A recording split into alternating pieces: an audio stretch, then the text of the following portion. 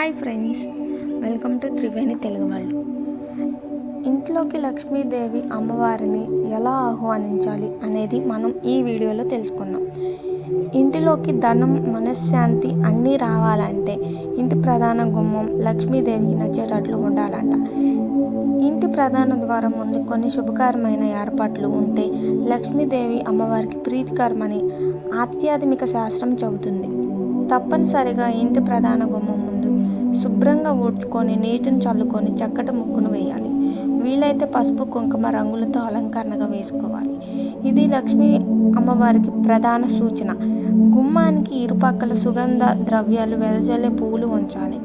లక్ష్మీదేవికి ఇష్టమైన కలువ పువ్వులను గుమ్మానికి అటు ఇటు పెడితే, అవి రోజు మార్చి రోజు కొత్తవి పెడితే లక్ష్మీదేవి ఇంట్లో తాండవిస్తుంది. ఒకవేళ కలువ పువ్వులు దొరకకపోయినా ఏదో ఒక పువ్వులు పెడితే మంచిది. గుమ్మం కనుక ఈశాన్య మూలం ఉంటే గుమ్మానికి ఉత్తరం వైపు ఒక రాగి చెంబులో కొద్దిగా పువ్వులు వేసి ఉంచాలి. ఇలా చేస్తే మంచి ఫలితం కలుగుతుందంట.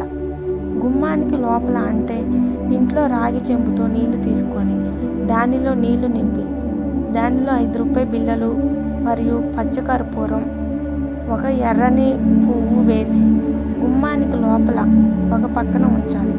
ఇలా చేయడం ద్వారా దారిద్ర్యం పోయి సమస్యలు మరియు అప్పుల బాధలు తొలగిపోయి లక్ష్మీ కటాక్షం అనేది దక్కుతుంది.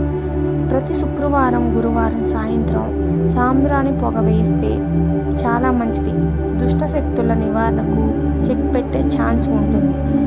నా వీడియో కనుక మీకు నచ్చితే లైక్ చేయండి, సపోర్ట్ చేయండి, సబ్స్క్రైబ్ చేయండి. Please support me. Thank you.